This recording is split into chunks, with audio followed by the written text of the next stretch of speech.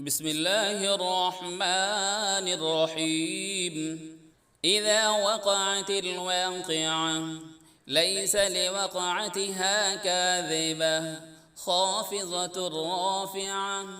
إذا رجت الأرض رجا وبست الجبال بسا فكانت هباء منبثا وكنتم أزواجا ثلاثة فأصحاب الميمنة ما أصحاب الميمنة وأصحاب المشأمة ما أصحاب المشأمة والسابقون السابقون أولئك المقربون في جنات النعيم. ثلة من الأولين وقليل من الآخرين على سرر موضونة متكئين عليها متقابلين يطوف عليهم ولدان مخلدون بأكواب وأباريق وكأس من معين لا يصدعون عنها ولا ينزفون وفاكهة مما يتخيرون ولحم طير مما يشتهون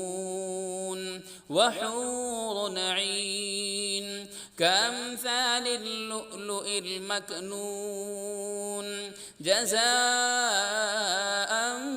بما كانوا يعملون. لا يسمعون فيها لغوا ولا تأثيما إلا قيلا سلاما سلاما. وأصحاب اليمين ما أصحاب اليمين في سدر مخضود وطلح منضود وظل ممدود وماء مسكوب وفاكهة كثيرة لا مقطوعة ولا ممنوعة وفرش مرفوعة. إنا أنشأناهن إنشاء فجعلناهن أبكارا عربا أترابا لأصحاب اليمين. ثلة من الأولين وثلة من الآخرين. وأصحاب الشمال ما أصحاب الشمال في سموم وحميم وظل من يحموم لا بارد ولا كريم إنهم كانوا قبل ذلك مترفين وكانوا يصرون على الحنث العظيم وكانوا يقولون أإذا متنا وكنا ترابا وعظاما أإنا لمبعوثون أو آباؤنا الأولون.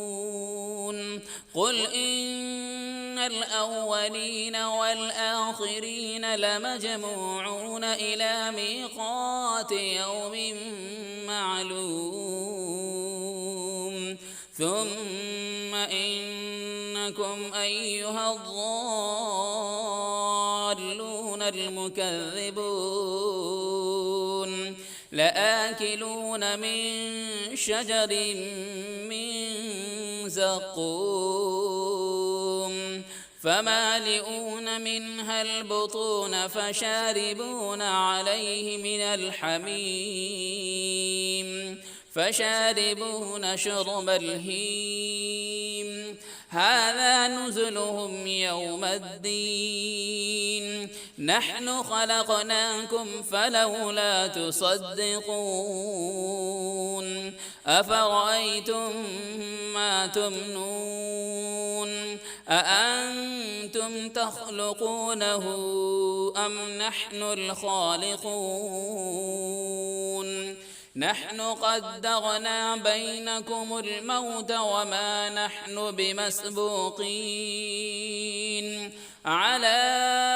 أن نبدل أمثالكم وننشئكم فيما لا تعلمون ولقد علمتم النشأة الأولى فلولا تذكرون أفرأيتم ما تحرثون أأنتم تزرعونه أم نحن الزارعون لو نشاء لجعلناه حطاما فظلتم تفكهون إنا لمغرمون بل نحن محرومون أفرأيتم الماء الذي تشربون أأنتم أنزلتموه من المزن أم نحن المنزلون لو نشاء جعلناه أجاجا فلولا تشكرون أفرأيتم النار التي تورون أأنتم أنشأتم شجرتها أم نحن المنشئون نحن جعلناها تذكرة ومتاعا للمقوين فسبح باسم ربك العظيم فلا أقسم بمواقع النجوم وإنه لقسم لو تعلمون عظيم إنه لقرآن كريم في كتاب مكنون لا يمسه إلا المطهرون تنزيل من رب العالمين أفبهذا الحديث أنتم مدهنون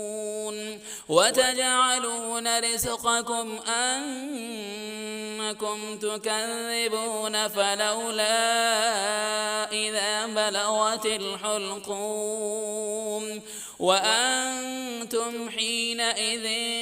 تنظرون ونحن أقرب إليه منكم ولكن لا تبصرون فلولا